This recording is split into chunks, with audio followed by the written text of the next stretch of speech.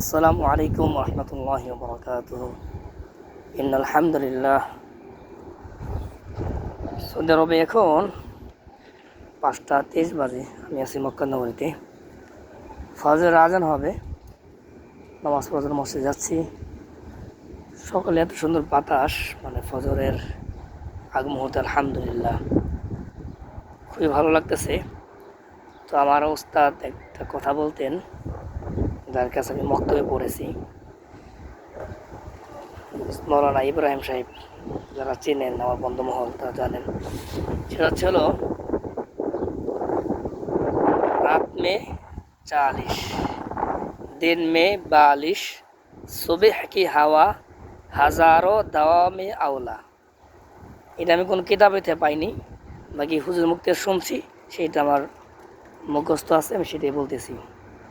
সেটা হচ্ছিল রাত মে 40 দিন মে 42 সুবহ কি হাওয়া হাজারো দাওয়া মে আওলা।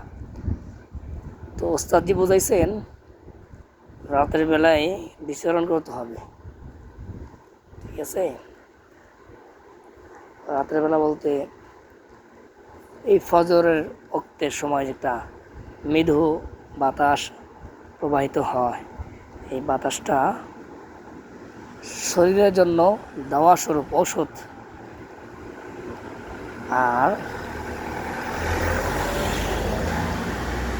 দিন মে 42 দিনের বেলায়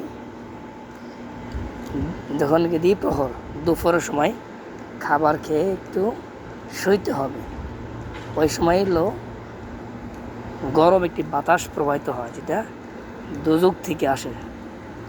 তো যাই হোক, আমি তো আলহামদুলিল্লাহ ফজর নামাজ যাচ্ছি, আমার নিজের কাছে অনেক অনেক ভালো লাগতেছে।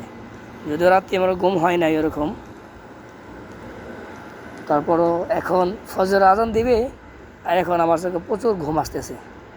তো আমি তো বুঝতে পারছি শয়তানের একটা কারিশমা। শয়তান তো ছলে বলে কলে কৌশল আমার নামাজটা কিছু মিশতে হবে।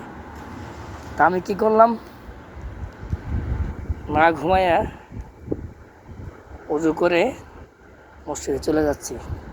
এটা একটা জিহাদ মনে করুন, নফসের সাথে জিহাদ।